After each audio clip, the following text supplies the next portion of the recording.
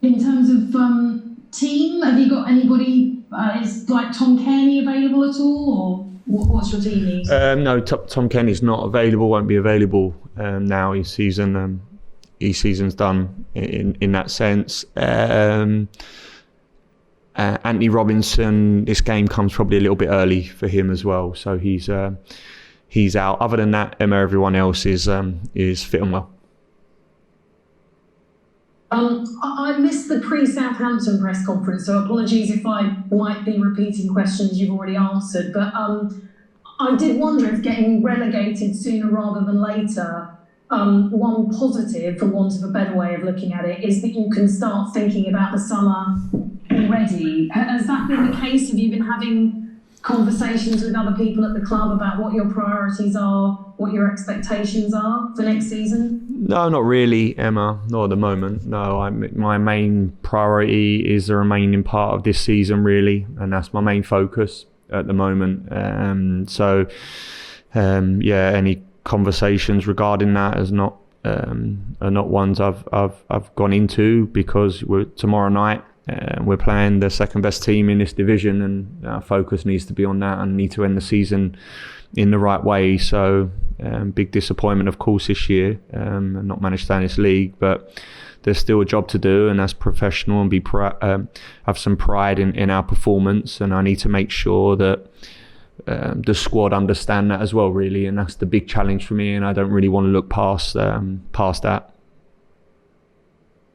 With that in mind, what is your approach to the game at Manchester United? As you say, the second best team in the Premier League, but are you thinking about the players that you're using being the players that you will still have with you next season, or is it very much about tomorrow night? Yeah, no, I think there's an element of that, definitely. There's an element of players that are contracted to the club, and players that will be here with a longer term capacity. Definitely that is the case, but at the same time, us being competitive, us being very professional, and making sure that we can, as always, like we have done for most of this year, show what we're about, show our quality, and try and put our stamp on the football match. That's the main aim tomorrow. One positive from the Southampton game was an 18-year-old scoring a goal on his debut. I know that your owner has been very keen to want to use young players, but Fulham have seen young players like Moussa Dembele, Patrick Roberts, Harvey Elliott move on. Do you think Fulham needs to keep hold of those young, exciting, promising players rather than selling them? Well, yeah, for sure. I think it's the players you've mentioned there are players that are extreme talent, which we recognised, and unfortunately, for some reason or another, we wasn't managed to keep hold of them. And throughout certainly since I've been here, I'm always an advocate of young players. First and foremost, it ain't just because it's the right thing to do. The players have to be good enough, and the young player has to have quality and bring quality to the first team and show that and add something to the first team. So it isn't out of it's the thing to do. So that's first and foremost. And Fabio is a player that has done that over the last 2 or 3 months training with us. Probably the last 6 or 7 weeks has gone from a young player just training with first team players and happy to be there a little bit, to a player that has shown that he wants to get in this team and he can help us. And I think you see that in his performance against Southampton. Scored a goal, which we're in need of, and he's come into the team and managed to do that. And his overall performance was very good. So look, always I believe at a football club, youth academy should be a large part of that, and trying to bring these players through is paramount, really. So it's a good sign, really. Thank you. Cheers, Emma. Thanks, Emma. Gary Cottrell, Sky Sports News. Scott, hello. Hi, Gary. I'm so sorry I missed the start. You came a bit early, caught me unawares. No worries. The kind of spirit that West Brom showed against Liverpool yesterday. Nothing to play for, obviously. But can you use that as an example of what you want from your players at Old Trafford? Yeah, of course. Yeah, I mean, look, I think both teams, Sheffield United as well. Yeah. Spirit and professionalism, pride is the main word and the main thing we're talking about. Of course, there's quality and there's us and the way we want to show ourselves in that, and the detail in that, tactically and technically, and players. But for sure, when you get to this part of the season with a week to go and 2 games and your season's defined and you know where you are, it's them words and them characteristics what I'm certainly conscious of sitting here. So that is the main focus, really. Yeah, it gives you a balance going into the summer to try and fight for promotion again. If you can get a couple of results and good performances under your belt, in the final 2 games. Yeah, I think for me the most important thing is just finishing this season and focusing on that, really. So what's to be next year is a few months away. What's vitally important for me is and the players, and I need the players to understand that, is that you're in the biggest league and the best league, and the spotlight's constantly on them. We need to finish this season the right way, really. So we got a very tough game tomorrow against the second best team in this division, and if for 1 second we turn up there with not that focus or not that in our heads, and it's going to be a difficult game for us, real difficult. It's already going to be difficult, of course it is. But so yeah, that's the main focus from me, certainly, Gary, at this point.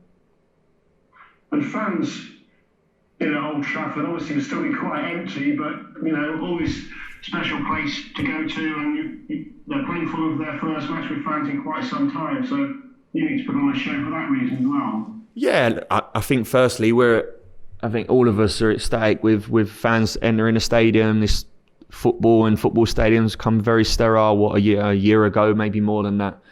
And I think we've all missed that, the atmosphere and what that brings in stadiums. So we briefly experienced it with, I think it was only 2,000 in a Liverpool game at home, and that felt incredible. So I think it's 10,000 fans tomorrow, if I'm right. I may be wrong in that, but yeah, albeit they won't be screaming at us. Hopefully the following week we'll have some doing that for us. So I'm pleased to get the fans in the stadium.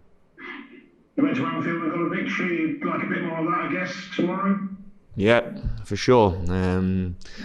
Anfield, and been to some big places this year and put in very good performances and got the victory. Of course, again, the riding factor this year for us has been the fine margins and making sure that we can try and get the right side of them. We've not managed to do that for large parts this year, hence why we've been relegated out of this division. Performance certainly have been there. We need to try and put that all together. That's what we've done in other games when we've managed to get wins, and we need to try and do that tomorrow. Been some unwanted scenes. I can understand fans venting their frustration at Old Trafford the last couple of home games. We don't know whether there's anything like that planned this time. Do you have to prepare your players just in case for any kind of disruption to your routine? Not really, no. Hopefully that is not the case. So look, it's not something that we're preparing for in any way. So we're just preparing for a tough game against a very good side. I know you're not talking about next season or your future, but is there a meeting planned with the Carr family? And if so, when is it? Yeah, no meeting planned. Look, I think, like I said, Gary, my main focus is just here and right now, and there is no further thinking than that at this moment in time. And you take your eye off things for 1 second. My main focus is Man United, and then it's going to be Newcastle on Sunday. And what's to be after that is, we'll see. But the main focus for now is exactly these 2 games and making sure that this team and this football club give a good representation of ourselves in the next 2 games. But I guess as soon after next weekend as possible, just to clarify everything from both points of view. I know it's always I'm not going to sit here and answer anything regarding that, really. My main focus is the next 2 games, and I think I've said for a few times now, of course, any football club will sit down and discuss where's it gone wrong, what's gone well, but they're not things at the forefront of my mind, albeit that the season has come to a conclusion for us. It hasn't, and what is in front of us is 2 big games, and we need to make sure we're ready for them. You look a bit down, Scott. Do you feel a bit down about the way the season's ended up? Look, I'm disappointed. I'm disappointed with us being relegated, and that's while I'm a realist and I understood the challenge we was going to face this year, and I think everyone see that firsthand in terms of the dynamics and the squad and everything that was there. We managed to put ourselves and the improvement we made was one which we did very well, and we've not managed to obviously keep ourselves in this division. So of course there's disappointment, there's frustration there. Of course there is, but like anything, as always, for every disappointment and frustration you have, it's part of the learning and working out where we need to go and where we need to get better, and we'll do that. You're a fighter though, aren't you? You've proven that time and again.